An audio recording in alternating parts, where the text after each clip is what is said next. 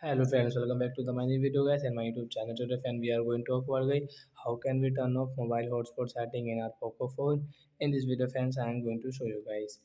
So friends you don't want to use guys your mobile hotspot setting guys, you want to off, so friend, how can you off? Today I will show you in this video guys. So before starting video friend, first of all go and subscribe the channel guys, click the bell icon, like my video. So first of all guys, open your phone setting guys.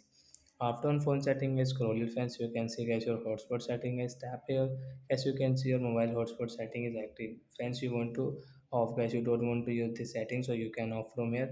After off guys, share option will remove guys, you can check only password and name and guys your hotspot name, and guys you can only use guys your 100 limit setting guys, you can use this setting, but guys you cannot use guys your share option. So friends, when you will turn on, you can share your hotspot. So like that guys, you can turn off your hotspot setting in your Poco phone. So that's it guys, thanks for watching the video. Bye guys, we will meet on next video. Bye friends.